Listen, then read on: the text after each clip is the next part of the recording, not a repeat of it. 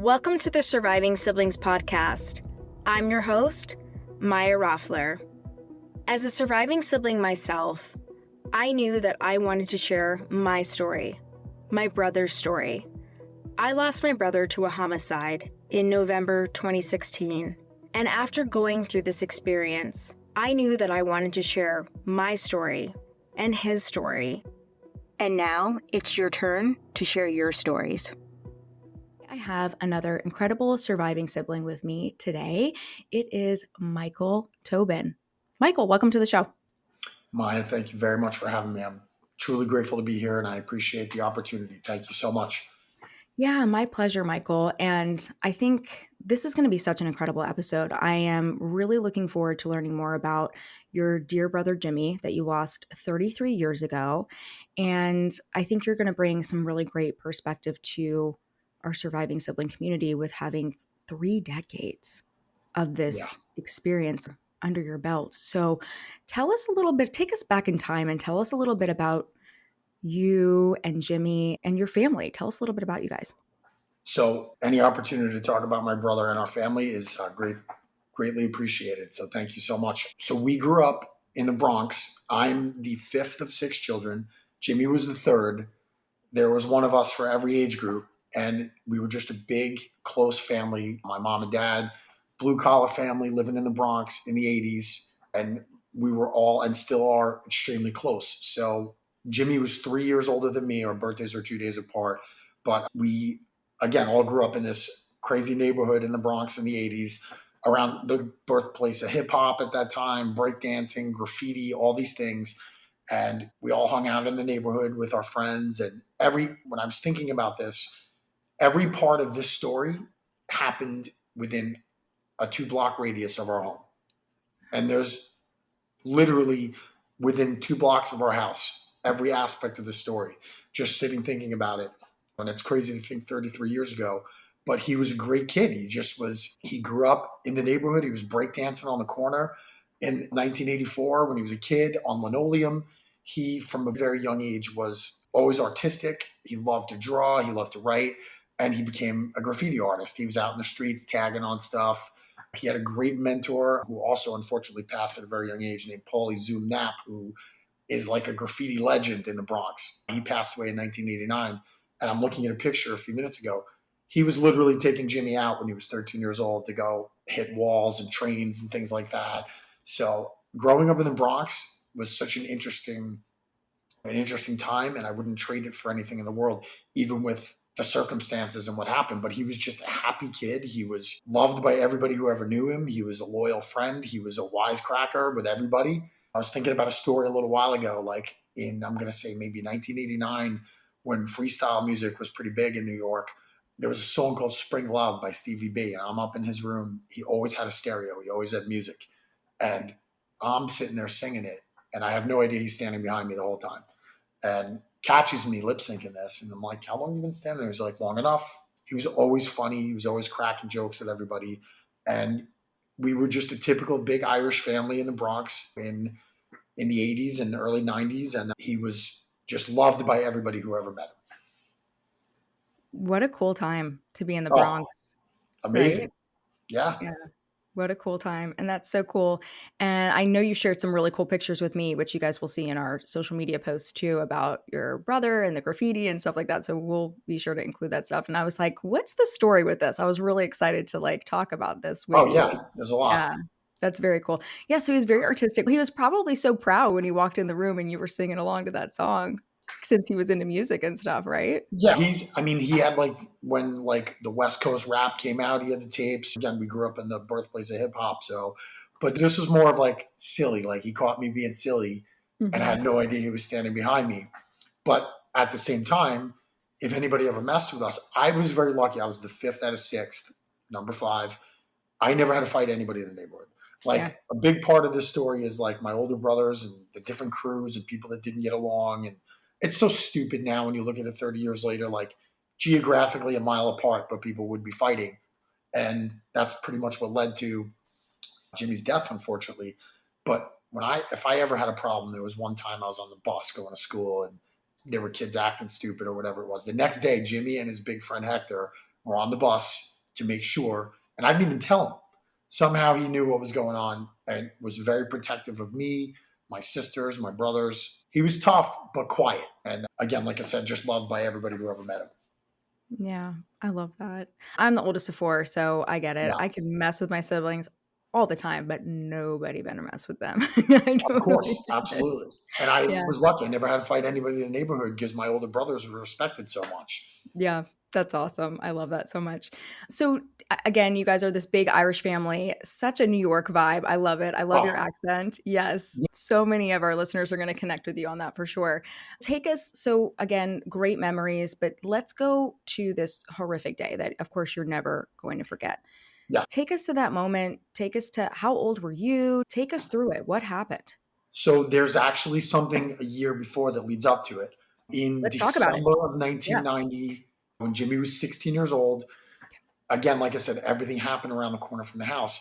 He went out, and I'm watching TV, and about 20 minutes later, the phone rings, and it's the hospital, Pelham Bay General. What happened is one of these morons in the neighborhood that was joyriding in a car picked him up, and we lived up right. The elevated 6 train was 50 yards from the house. So these are steel pillars, which also come into the story later, along all of Westchester Avenue. So basically, he was in the passenger seat. He jumped in the car. And within 30 seconds, his car crashed directly into a steel L pillar for the New York City subway. And when my mother and I saw the car the next day, the entire passenger seat was completely gone. I don't know how he lived through that. His pelvis was crushed. His hips were broken. He was 16 years old when this happened Wow. and spent the next 6, 7 weeks in traction with a pin through his leg, weights. It was horrific for a kid to go through this. So that's December of 1990. Around the same time, I was moving out with my aunt in Long Island in the suburbs to go to school out there. So right around that time, it took him, he basically within 3 months had to learn to walk again. He walked into my cousin's wedding in March of 1991 somehow on a cane. I don't know how he did it, but he was in a wheelchair. And that's what plays into the story here is a year and a half later. So he turned 18 in March. Our birthdays are two days apart. March 17th, St. Patrick's Day, 1992. And he hung out in the neighborhood with friends. He had a girlfriend at the time. He was first love. Just people would stand on the corner. That's what you did in the Bronx back then. You Mhm. would spend time outside with your friends. And there's another part that leads into this is about a month before that. So I'm going to say January, February 1992, directly around the corner from our house on Westchester Avenue under the L. There was a restaurant there. My older brothers and all their friends would hang out there. It was a Chinese restaurant. It was really good. And one of these stupid fights breaks out. Kids from another neighborhood, whatever it is. Now, I'm only 14 years old at the time, so I am living in Long Island, so I don't know directly what happened here, but it was some kind of fight with kids from another neighborhood. And one of them got cut with a razor or something. I don't know the details, but that happened in, I'm going to say, February or March. So Friday night, April 3rd, 1992, Jimmy went to the store for my mom, got her some food. She would always tell that story. And when he was standing on the corner with his friends, 3 cars rolled up from 3 different directions. And when I tell you, Maya, he was 100 yards from our front door when this happened. He couldn't run towards our house and he couldn't run from his killers. And basically, what happened was they came in from 3 different directions in cars with tire irons, bats, whatever else.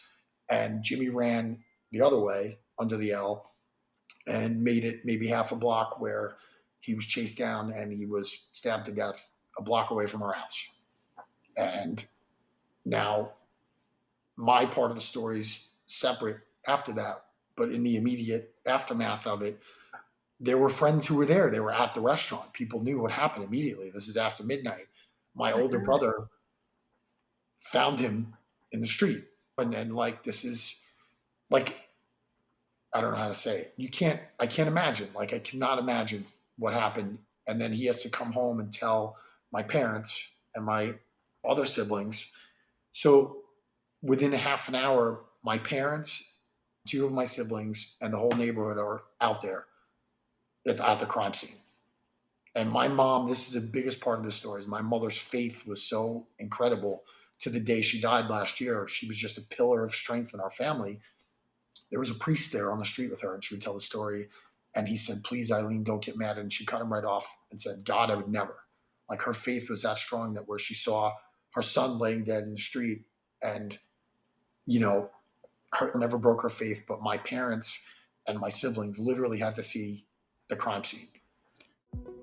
If you've lost a sibling, trust me, I know exactly how you feel.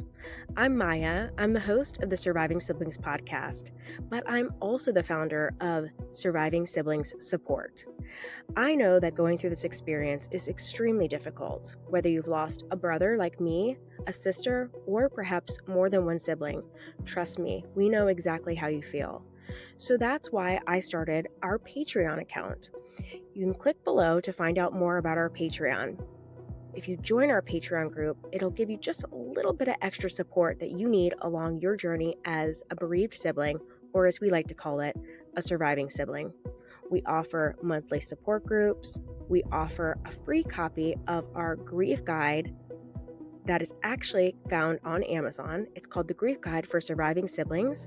We also offer direct messaging to our community and to me for extra support. And we have incredible events. We have workshops throughout the year that you'll get access to, and you'll also have access to our summit that happens annually. And so much more as you'll connect with a community of surviving siblings that understand the journey of losing a sibling. You can click below to join us today and also check out some additional VIP features that we offer. I hope to see you in the group, and until then, keep on surviving, my surviving siblings. Michael, oh my gosh. Hey, I just want to pause us here right now for a second. So I'm assuming you guys are Catholic. Irish, yeah. I was like, you're Irish, you must be Catholic, because I grew up in the Catholic school system. I went to Catholic school. So even though my parents weren't Catholic, they're Lutheran, which is very interesting. But we were raised Catholic. It was an interesting thing because my father's Swiss, my mom is Swedish, and it's very Lutheran in those communities. Yeah. But they play nice with Catholics. So we went to Catholic school if there wasn't a Lutheran school. So I've always hung with Catholics. So I totally get it. And the Irish Catholics go hard, man. Like that's big. So yeah. I get it. But wow. I just want to pause us here for a second so that we can all digest this. So that's huge. And he had already been through so much. Your brother, 16, to go through such a traumatic car accident. A lot of us have had traumatic car accidents, and to walk away, sometimes we're like, how did we survive that? But to do that at 16 and basically learn to walk again, and that's horrific. And then for this to happen,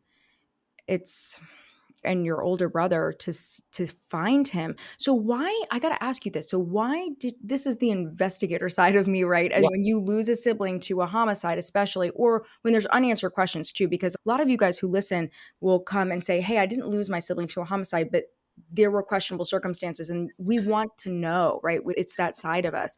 So how did your brother know? Because I guess they were at the restaurant. So your brother was like, where's Jimmy, right? And well, so because it was again, I wasn't there. I was 15 years old. I had just turned 15. So young. Yeah.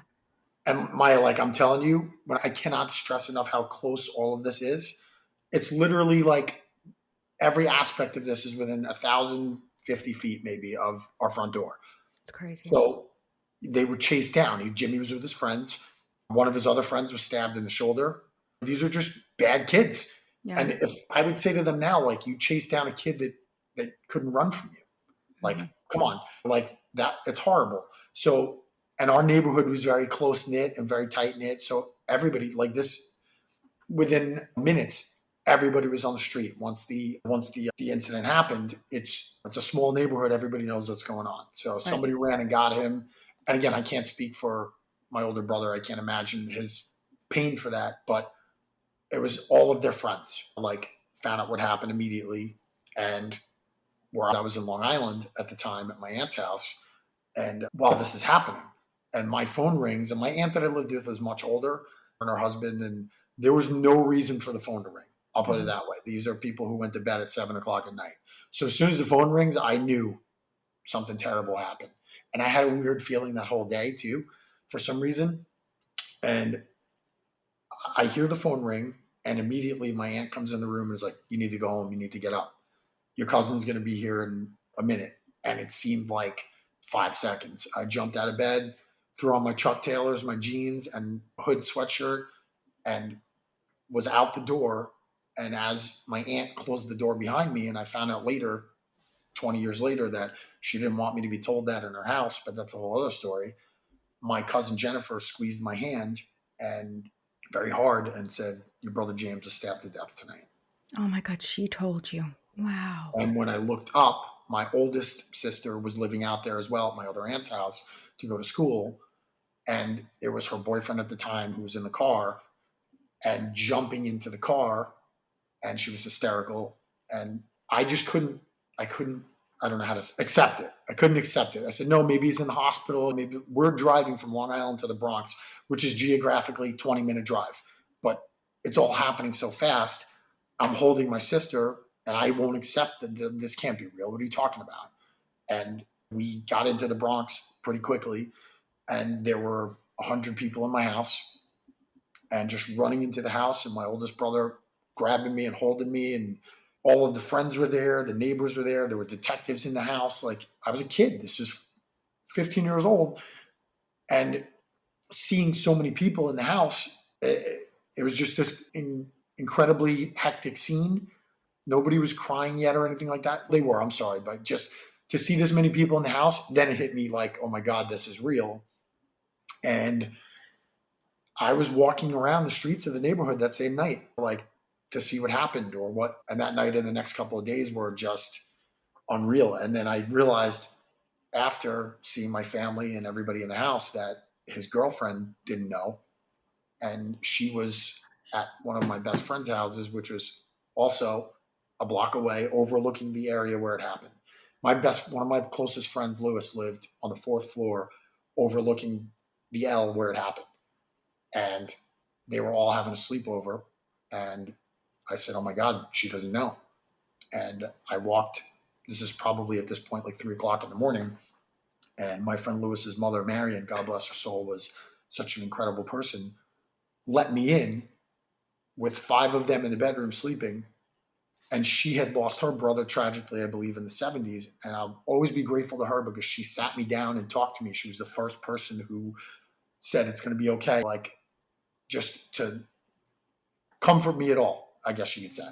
And I'll always be grateful to her for that. And then I had to knock on the door and tell my friends and my brother's girlfriend that he's dead. Yeah. And, Well, it was probably nice to go to that house, not to deliver that information, but what a beautiful soul that she took a moment with you, because you were just thrust into chaos, right? You're a big family, big community. You show up, all these people, like you said, some people are crying, some people are in shock, some people, like, there's so many different folks processing in different ways. And then you have to go deliver this information. And I think it's wonderful that she was able to sit you down and say, look, it's going to be okay. This is really difficult what you're going through. Because she knew exactly what you were going through. She knew.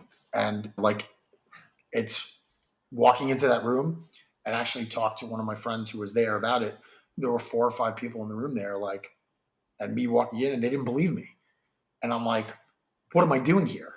I should be in Long Island right now. Do you think I'd be here at 3 o'clock in the morning if this wasn't true? And just that next couple of days of, and this was back, we're talking about Irish Catholic rituals. This is back when wakes were 3 days, and, all this stuff, and multiple wakes throughout the day. And when we walked into the funeral home, this was Friday night, Jimmy died. Saturday was getting everybody together to make the arrangements and everything. Not that, again, I was young, so a lot of back and forth of family members getting people in. And then by Sunday, we walked into the funeral home, and the sight of seeing my brother in a casket at 18 years old. Well, because that's the first time you've seen him, right? Because he was probably whisked off to, so that, what were you feeling at that moment? You're so young. It was the most, walking into there, and the first person I saw was, and like I said before, like Jimmy, my brother Brendan, my sisters, like, we had the greatest group of friends you could ever imagine around us, like, so much support and people that were around us. And we walked in, one of my brother Jimmy's close friends, Pete, who unfortunately died the same way less than a year later, which is horrible, was the first person we saw in there. we walk in, and when I saw him laid out like that, I couldn't stay in the room. Like, it was horrifying to me to see my brother laid out like that. And there were, again, 2 or 3 wakes per day, hundreds and hundreds of people, elected officials, people coming, like, throughout that time, that Sunday, Monday, and the funeral was Tuesday. It was so dizzying. And another crazy part of the story is the funeral home was behind our house.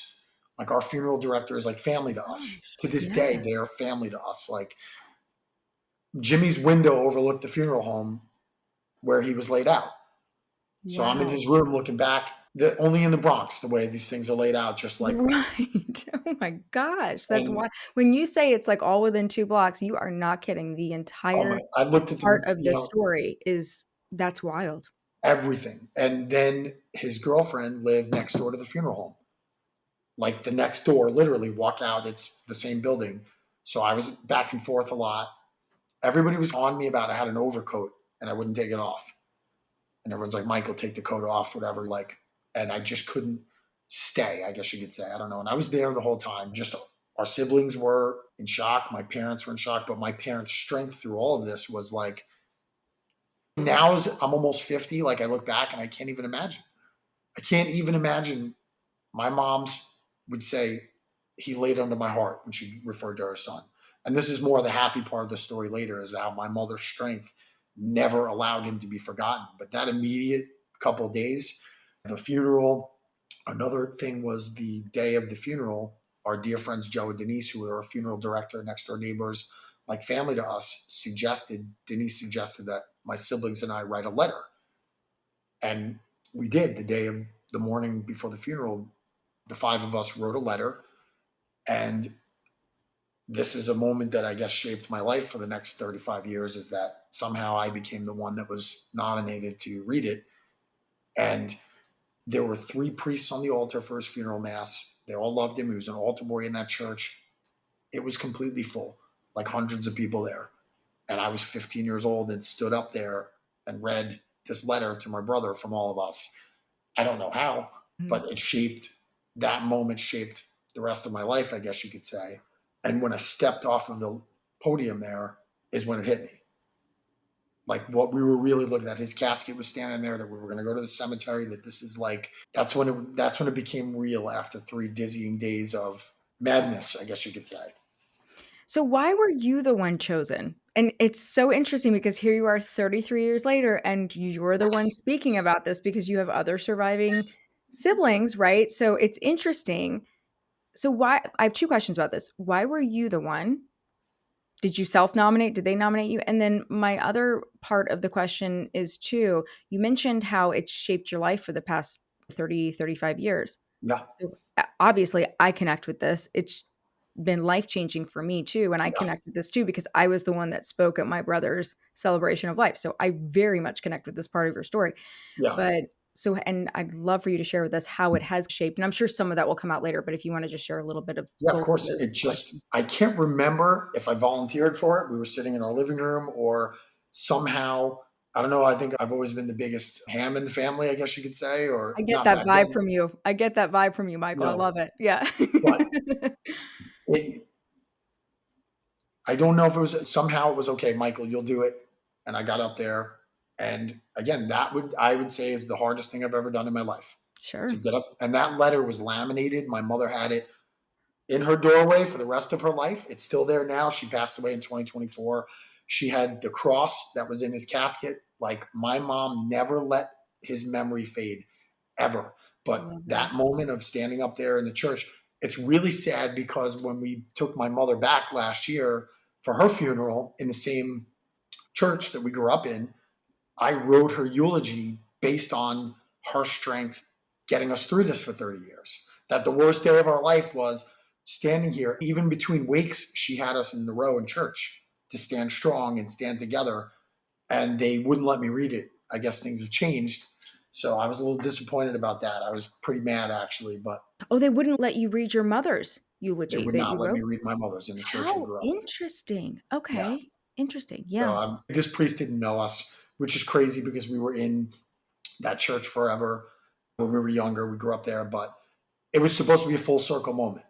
The kid who was 15 years old coming back to say, hey, mom's strength is what got us through 30 years to stand here with her 7 grandchildren in front of her on the worst day of our lives. And she was right. Her faith was right.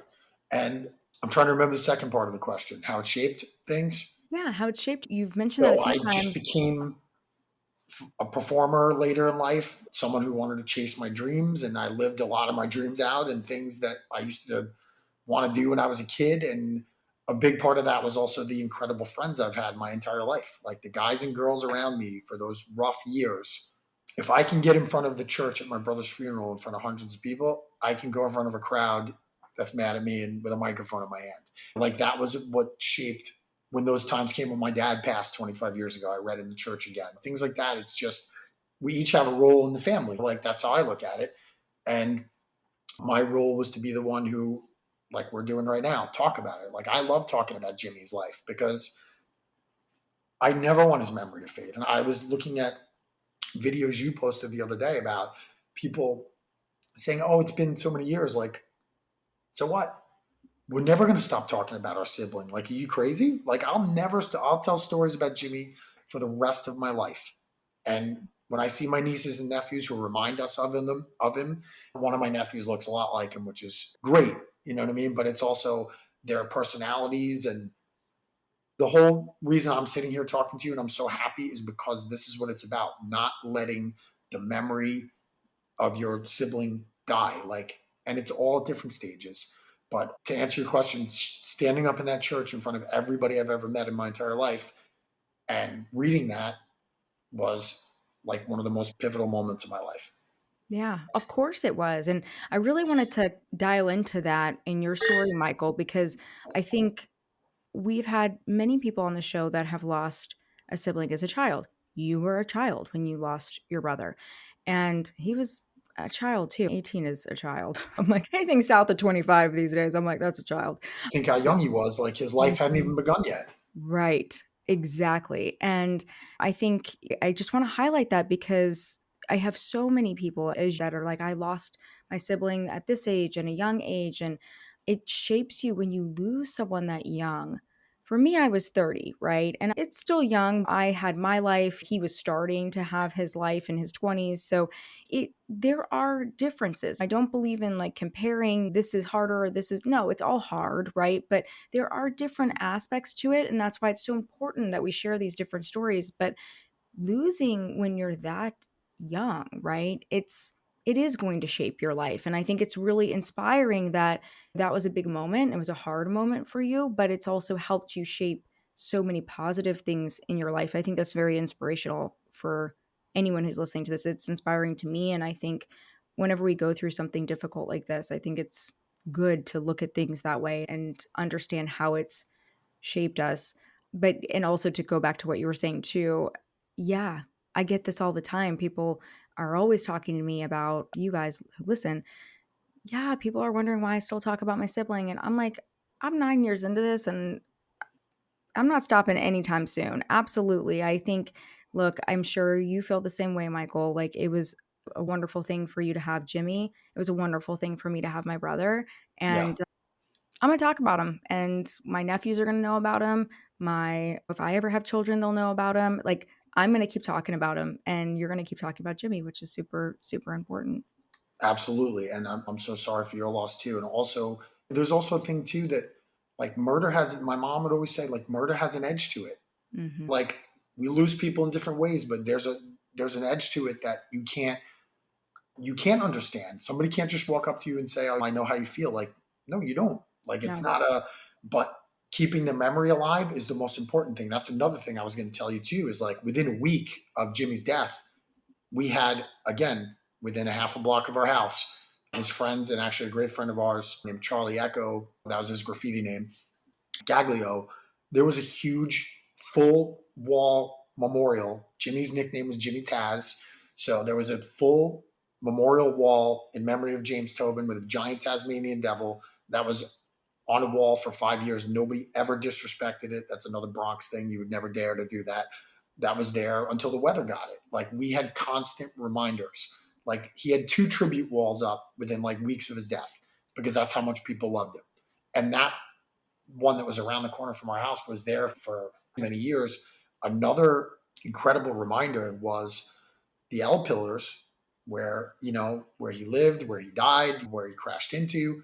He had been tagging those L pillars like months before he died. So there were Taz tags on like one, two, like literally on his route home. Those tags were on those pillars until 2007. He died in 1992. Wow. That's so cool. Constant reminders, like Yeah. he was really here. Of course, it's vandalism, but who cares? Like that's what we did in the Bronx in the 80s. It's all good. That's not, we're not going to get a, I'm the show's joking, not but about funny. that. That was the world that we grew up in. So I'm so happy that they were there. Like literally, it was hard though. It's constant reminders too that this happened and that nothing was ever going to make it right. But just seeing those tags and they were there, and right before they were gone, one of my closest friends, my friend Steve, brought out his good camera, and we got great pictures of them. The MTA finally repainted those pillars in 2007, but I'm so grateful that we were able to get the pictures of them. And again, there's just constant reminders, and to this day, you never let their memory fade. And like I said before, my family was 6 kids. We didn't have a camcorder, right? You know what I mean? It's not like now where you have phones for everything. Right. I always say, make the memories. I tell people that are my friends how much I love them. Even one of my boys, like I spent 20 years in the wrestling business with my friends, like on the road and this and that. Love you, brother. Like you have to tell people how you feel about them. That's how I feel about it. I agree. I agree with you completely. It makes life just all that much more precious, I think, when you've gone through something like that. And I love your mom. I'm so sorry you lost your mom last year, Oh but my God. Thank you. I love your mom. It sounds like her and I would have got along very well. But I love what she says, how murder has an edge, because it does.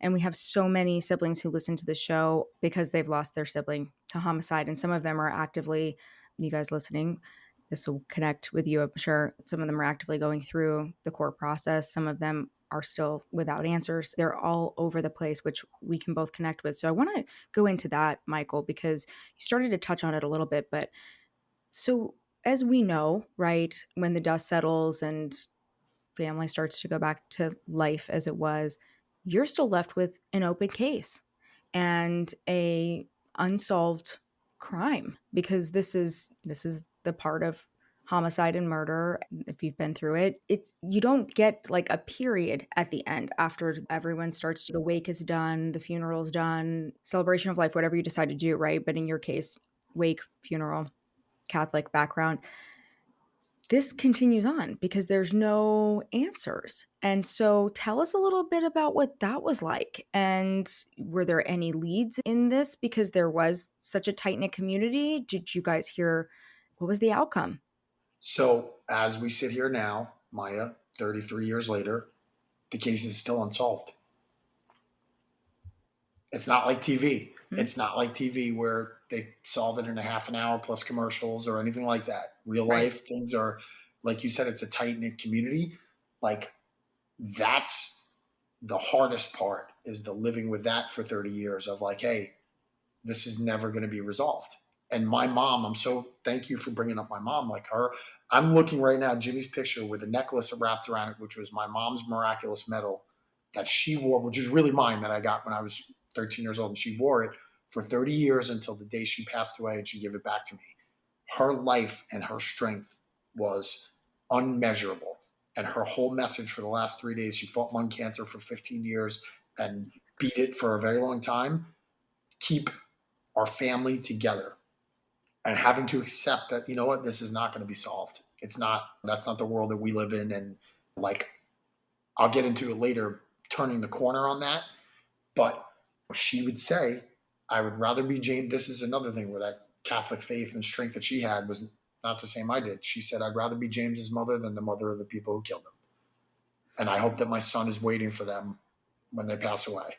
Like that's where I had the anger for 30 years, the hatred for it. Like my mom's faith was legit, the real thing. Like her goal was to protect her other 5 children. She was told, you have 5 other kids, and these people are out there. Like, it's not like, and she did it. She protected her other 5 kids. We all have our own journey of it, our own version of it, but like that doesn't go away. Like I'm sure you feel how you feel after all these years when you have unanswered questions and you never know the truth, or Yep. And sorry, I kicked something there.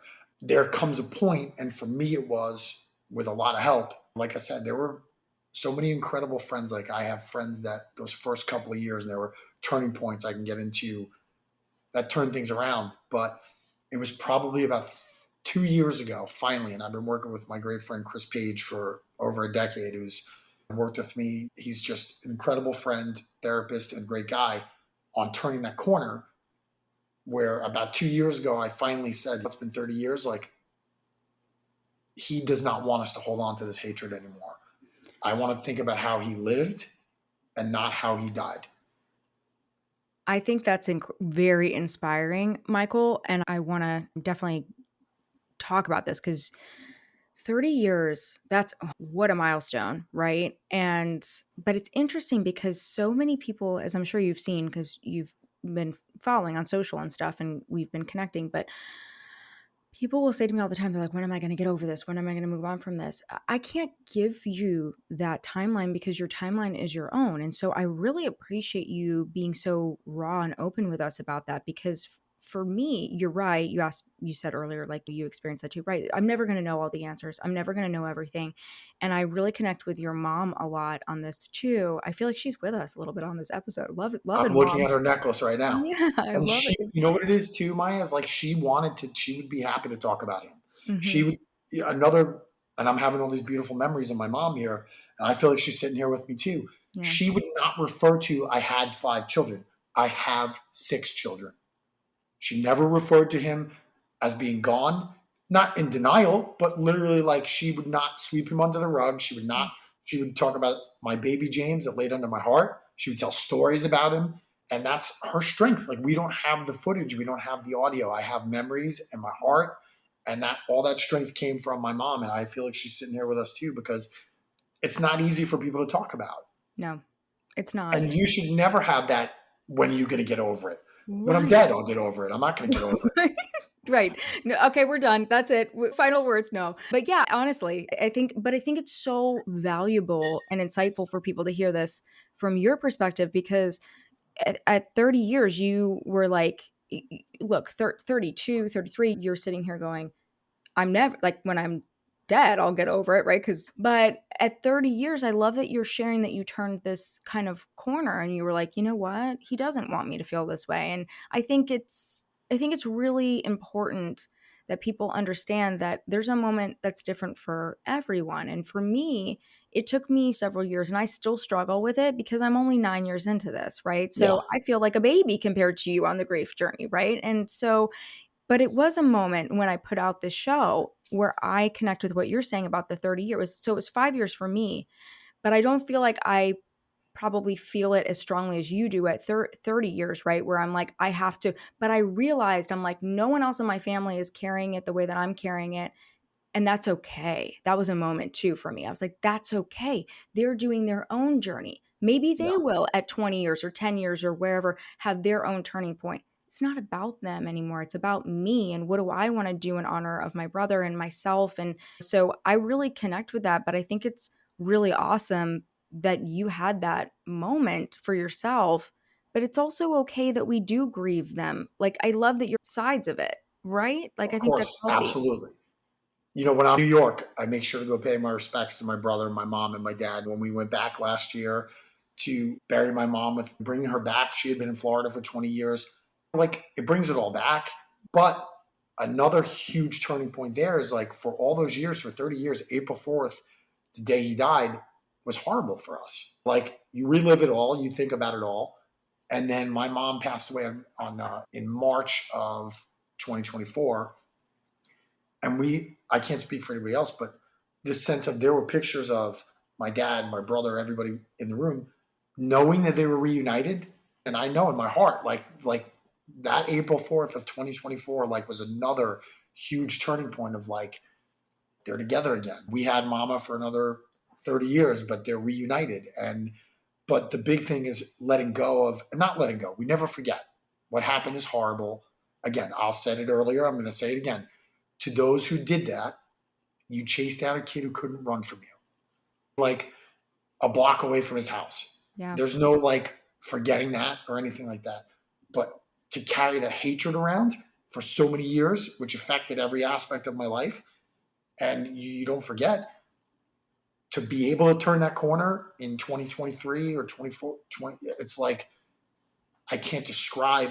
And that's why I'm here talking to you, is like for those other people out there that it's never going to be gone, but it can get better.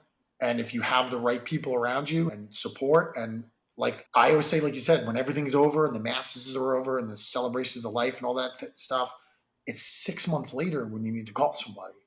Yes. Thank you for saying that, Michael. Yes, I agree A completely. year later, hey, you doing okay? Yeah. And we still right now, I don't like, we lost my 3-year-old goddaughter a year ago.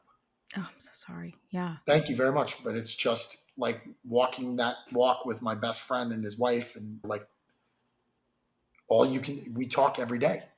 Yep. We talk every day, like for the past year. Like it's one of those things, like if you know someone who's going through it, who lost their sibling or anybody else, it's when everything is happening, okay, of course. But 6 months later, a year later, check in on them. Be that person that calls when everybody stopped calling. Yeah. Exactly. It's great And it advice. doesn't, like, even years later, like, hey, how you doing? You doing okay? I It, try to be a good friend like that. it will mean is it means the world to people. They're like, how do you even remember how I went through this? That's how I remember. I Yeah. know because I've been through Yeah. it. And I will never forget the people that still call me on my brother's birthday, on the death. Never forget them. Never forget Yeah. them. And it's Of not course. always the people you expect. 100%. And another thing, again, our neighborhood and our friends are so close knit. That first couple of years, and during that first couple of years, that first 5 years, one of my best friends, my friend Dana, who like lived around the corner from me. We've been friends since we're 13 years old. There were those first couple of Christmases where we were horrified. We couldn't celebrate anything. Right. And her family would have me over, a big Italian Christmas Eve every year. And until from 92 when Jimmy got killed to the birth of, and this is such a beautiful thing, the birth of my niece, Jelaine, and my nephew, James, in October of 95 and March of 1996 changed everything for us. The birth of the kids and having that, bringing us together, and they were the greatest gifts in the world. And then the rest of my nieces and nephews afterwards. But those years in between where we couldn't celebrate, like all of my friends for all those years who pulled me out of every bad situation I was ever in those bad years. And friendship is the most valuable thing in the world. And nobody is luckier than I am to have incredible friends around me my whole life. Yeah. I think it's interesting. You're not the only person this season to bring up like having children as like a light in the family. So it's interesting because every season we have some similar themes that come through. So I'm always smiling because I'm like, okay, I feel like it's our loved Yeah. ones being with us, guiding things. But it's interesting because I feel very similar. One of my nephews I'm quite close with, and he has the same name as my brother. And so I do not feel like that's by mistake. And I definitely have felt like a lighter, more connected feeling, right? And there's a joy that's in that. So it's interesting. I want to ask you this, Michael, as we're moving through the story, how have you, and this is something I went through personally, but so many of you guys who listen go through this as well. If you've lost a sibling to homicide, and or you've lost a sibling in another way and there's unanswered questions, how have you dealt with that over the years? Like you shared with us about how you finally were able to release that, and then also with your mother's passing, like they're together again, and I get that because of your religious and spiritual beliefs, totally. But there's been 30 years where, was this case investigated? And it was just like, because it was in the early 90s, like there's not the kind of there's just not the kind of investigative stuff, right? Like Yeah. research and things like that. Then even now, 10 years later after my brother's homicide, right? Things are always progressing so fast. And there's also things that happen, right? Like where it makes it very difficult to solve a case. Like we could do a whole episode on that, Michael, right? It's like a whole other thing. But how did that look for you? So like, was there an investigation, or was just it's open, right? So I guess if it were ever Exactly. To this day, solved. of course there was back Mhm. then, I'm sure afterwards. But when you get to like the 10, 15 year, there's actually, and nothing happens. On a certain point, you stop holding your breath that it will happen. And that's, yeah, it was, but nothing, literally, no, it didn't, nobody was ever technically like held responsible or anything like that. I know they tried for a long time. and at different points in the 30 years, but it just was never technically resolved. And it's also, and again, there were a lot of people in those cars. Which makes it even more complicated, which is it Yeah, is similar to my brother's story too. It was very difficult to pinpoint. I know now, as you guys know from my story, I know now, but that was through years of people giving little information here. And then it becomes so diluted. So I'm sure it was very similar in your situation because the community, I'm sure there was a lot of rumblings and talk about of who it might course. be. And like, yeah, I figured. Yeah. And Hmm. again, like when I look at it now, how stupid it all is. Hmm. Like one neighborhood a few blocks over or here and there, like somebody died for that. You know what I mean? Hmm. It's like now when you look back at it 30 years later, like it's so stupid, but it's also that was the world that we grew up in. Like, and another part of that is that people don't talk about stuff and that's how it goes. So yeah, but there was they, it just it never panned out. And I stopped holding my breath about that a long time ago, but that is very frustrating for many years. And for my mom, my dad passed about 25 years ago. More for her than anybody else. I would have loved to have been for there to have been some type of closure, but there really is no such thing as closure. That's the title of one of my episodes. That I was know, one of right? the most it was one of the most freeing things to have somebody tell me that. And the new detective that I had found that I got on the case, I'll never forget him telling me that, Michael. He was like, "Maya, can I tell you something?" After we got all the information, we found out who really did it, and there's all these laws around stuff, and he's like, "Maya, let me tell you something." He's like, "I've been doing this 25 years. I've delivered the information, I've prosecuted, like, there is no closure." That was when I started the show because that was life changing for me Yeah, of to course. be given, like, I still get chills whenever I talk about this with someone because it was, you get it. And you guys listening might be at a point where it clicks for you. It might not click for you until a week later. It might not click for you until a year later. It might not click for you until 10 years later. But there's no such thing as closure because, Michael, you're never going to know exactly what happened that day. I'm Of never course going to not. know exactly what happened that day. And so, just like I don't really believe in justice either because it won't bring our brothers back. And that's a hard thing to learn to. Yeah. But what Like I advice said would earlier, you it's give? not like TV. Right. It's not like TV, but I'm curious because you have so much more time under your belt with this. And I feel like that doesn't make it easier, but it does give us more perspective, right? And Yeah. I say that all the time. Like, time doesn't heal all wounds, but time does allow us to heal and process and be more knowledgeable about the process. But I would love your kind of advice to those of us who are listening that get stuck, right? So get stuck in that I want justice or I need closure. I need, like, Yeah. what perspective would you give on this, Michael? Because Well, it's been a journey for you too. Like, because I feel like sometimes we get stuck in that. I did. I yeah, definitely did. 100%. But I It want still your happens sometimes. right. I would say that it's okay that it happens. Like that was like, I had a hard time going to church for years because I'm sitting there praying when I have this like hatred for these people who did this and this frustration of it's never going to be resolved. It's still out there. These people are still out there, like all these things. I would say that it's okay to feel that way, but it's also, I hate to say it, but a very real possibility that what you're looking for is never going to happen. And you have to find a way to, unfortunately, either accept that or learn to, like, again, for me, it took literally 30 years to turn that corner to go, oh my God, I need to focus on how he lived and not how he died. He does not want us to feel that way. Like, because it's so dark and it's so like, my God, he was laying in the street a block away from our house.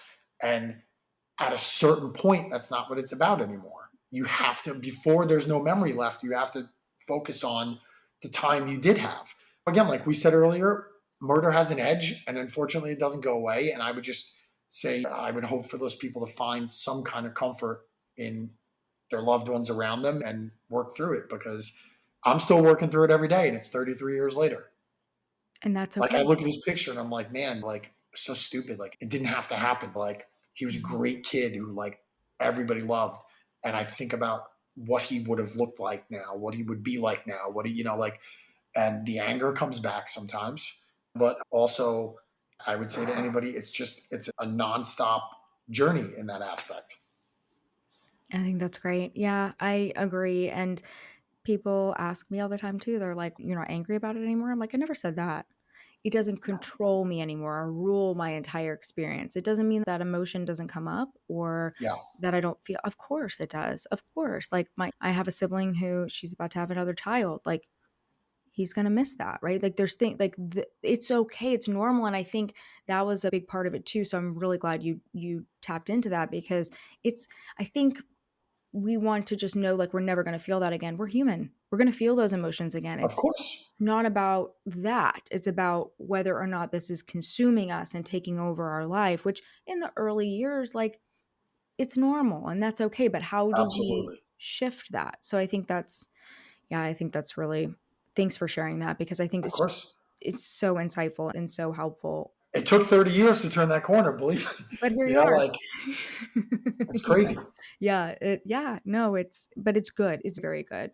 So, Michael, a couple things I want to ask you before we close out. So, tell us Yeah. a little bit about family dynamics. It is so fascinating because in our community, our Facebook group, our Patreon group, our monthly group, our people that come to our summit, that is actually the number one thing they're wanting more information on these days, which I understand. But you have such a big family. I'm curious how this loss of your dear brother Jimmy, how did it shift your family dynamics? Because I think you have a little bit of a unique scenario here because it seems like your family was close prior. Of course, you're Yeah. Irish Catholic. That's your tight Yeah. knit. But your mother was able to really dial this in and say, you guys are important. It's important. We're the nuclear unit. We're going to stay close. And I had a wonderful guest on my show in the second season. The first season I started interviewing folks and she explained to me what a grief bubble was because I didn't experience that because my family dynamics were very, very complicated. And I found that the loss put a magnifying glass on that.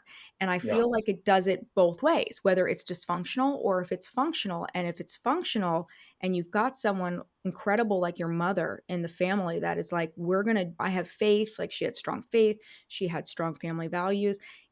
This grief bubble is creating the bubble around the family so that you guys can grieve together and create this. And I'm feeling like that's what happened in your family. But I'm curious if you could share a little bit about the family dynamics and also how have your other siblings, of course, it's their story to tell, but how have they grieved and has it been differently from you? Yeah. Like, we're all different. I'm the one who's most comfortable speaking about it openly, or again, with my mom, we talked about it a lot. Everybody has a different, like, I can't compare. I can't imagine what my brother and my sister went through seeing what happened. They literally saw what happened. My older sister and I were in the journey together from Long Island to the Bronx after that. My youngest brother was very young at the time, maybe 12 years old. So he was really a young kid. We just, again, even until last year, my mom's last words to all of us over and over again were stay together. That's what got us all through it. So we do talk about it more now than we used to. Back then, it was a totally different. There was a great group that's still in existence called Parents of Murdered Children that had local. It's a national organization Yeah, I'm that very had familiar. local, yeah, Hmm. meetings there. And when it first happened, we would go there. There was a hospital in the Bronx that had facilitated the meetings. They actually had invited me in 1993 when I was 16 to speak at Hunter College at some lecture or something about it. And I'm the one gets nominated to do that. But we didn't stay with them very long. So everybody, my siblings and I all went our own way and again, it's different comfort levels. I'm more comfortable talking about it than maybe my brother or my younger brother, or again, I was also very young when it happened too. So there's things that I don't know, I'm sure. Everybody dealt with it differently, but while staying together at the same time. Like we're tight enough where if anybody's ever needed, we're there immediately. There's not, but I guess everybody's journey is different. We don't talk about it as much as you would think we would. But there's also beautiful things too, where my sister's daughter, who was the first, my niece Jolene, who was the first kid born in my family, just got married in May in Lisbon, Portugal. And it was one of the most beautiful weddings I've ever been to. And when we walked into this venue, we looked down and the chair was in the front with the cloth on it. Mama, Dad, who was my father, Uncle Jimmy, and my nephew's two grandmothers. Like, we keep him with us wherever we are. And when I saw that tribute, that chair, I lost it. So my siblings are more comfortable now. We do talk about it because we're never going to let him be forgotten. Yeah. I'm just a little more comfortable speaking about it than maybe the rest of them, but they all have their families around them, which is beautiful. And we have 7 nieces and nephews, and they, like, we see Jimmy in them all the time.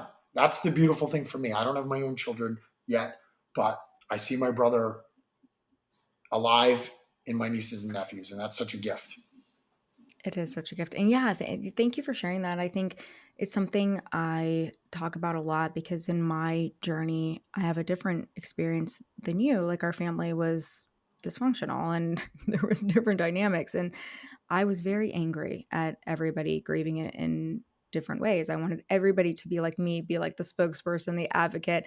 And I tell my story from a cautionary tale now. I'm like, you can't expect people to be that way. And it does not mean that they're not grieving. And so I think it's really beautiful. I think that's a big testament to your mom, too, that she was like, you guys stay together. Like, you stay together, you're Yeah. a unit. I think that's really amazing. Thanks for sharing that with us, Yeah, Michael. of And course. anything else I haven't asked you that you want to share on the episode before we talk about where people can find you? Yeah, of course. There's these great opportunities that come up to talk about Jimmy or celebrate him. So last year, Charlie Echo, who I hadn't spoken to in 30 years, who did the original tribute wall to Jimmy around the corner from our house, called me up after 30 years and hadn't spoken to him. I was like, hey, Mike, my brother's mentor, Paulie Zoom, they found this incredible archive of all this graffiti that he did in the 80s. He died in 1989, and Charlie's his best friend, and found this incredible pictures, negatives, this beautiful resource of all this material. And he said, I want you to write something about your brother, and I want you to send me pictures. And so this is a 300-page book, and Jimmy got 6 pages in it with a little piece about him, about the tribute walls, about the pillar. The funny part is that Charlie thought I was my brother Brendan in the picture and he put his name in it. But just so amazing to have that opportunity to tell Jimmy's story in that format that he loves so much for a person in a book that's about his mentor who absolutely he loved and admired. And then when we were at my niece's wedding in May, my wife Jessica and I went on vacation afterwards, and we were in Barcelona. And one thing I loved about Europe was the graffiti scene is so big over there Yep. that it felt like I was home, like I was back in the 80s. And we were walking to the Sagrada Familia, the Basilica, and there's this graffiti shop. And I was like, come on, we got to go in. And I'm also a big Keith Haring fan and everything. And my wife translated for me and said his brother was a graffiti writer and he passed away many years ago and this and that. And they were like, put his name in the book. And we took out the black book like the writers used to trade. And in memory of Jimmy Taz Tobin, I wrote it like he did on the pillar, Bronx, New York, 1974 to 1992, and closed it. And I said, his tag is in Spain now. He's international. I love that. How Yeah, cool. it's really cool. Like, just a beautiful opportunity there. And then one other thing I would love to share with you is I love art. Like I was talking about being a big Keith Haring fan, and I had a dream like less than a year ago. I don't have a lot of Jimmy's things. But I have a few. And I had this dream that art is in the eye of the beholder. And I forgot that I have a piece of paper that Jimmy wrote on with his football picks. Because another thing about the Bronx is you would pick your picks for the games on Sunday, and it is in his handwriting, week 9, 1991, of all his picks for that week in his beautiful, unique style, which I have right here. And it's got a spray paint on it, and it's in a floating frame. I don't know if you can see it there, Mm-hmm. but Mm-hmm. he had the best handwriting out of all 6 of us. And I just put it in a floating frame, and it's in my house now. And I just had forgotten I had it until I had that dream. So I know he's there. I know he's always there. That is so cool. He was like, hey, bro, you have this. Yeah, Like, here you go. I love that. Oh my yeah, gosh. yeah. Michael, thank you so much for sharing Jimmy with us and your family. And I also feel like you shared your mom with us today, too, which is just a bonus, right? That's so awesome. Tell me where folks can connect with you. Where are you comfortable? Is it email? Is it social? What's the best Yeah, place? Because I have the same name across the platforms, Michael Tobin BX, and I love to share things about passions. Like that's what this. If I'm passionate about something, when I was younger, it was about wrestling, chasing my dreams. Now it's about seeing things I want to see, like the Keith Haring murals. I saw 4 or 5 in the last year. Things like that, like I'm out there, Michael Tobin BX, and that's how we met. And I'm so grateful that you had me on to talk about my brother, because it doesn't matter if you don't have audio or video. You have the love that never dies, and you keep their memory alive. That's my message to everybody. And if anybody ever needs to talk to me, I'm here. And thank you, Maya, for giving me the opportunity to share his story. Oh, it's my pleasure. And we'll tag those in the show notes so people can reach out to you. And I appreciate you doing that. That's very generous of you. And thanks for being here, Michael. Thank you. And thank you guys so much for listening to the Surviving Siblings podcast. Thank you so much for listening to the Surviving Siblings podcast. If you enjoyed this episode as much as I did creating it for you, then share it on your chosen social media platform. And don't forget to tag us at Surviving Siblings Podcast so that more surviving siblings can find us. Remember to rate, review, and subscribe to the podcast. And don't forget to follow us on all social media platforms. We're on Instagram, Twitter, and TikTok at Surviving Siblings Podcast. All links can be found in the show notes, so be sure to check those out too. Thank you again for the support. Until the next episode, keep on surviving, my surviving siblings.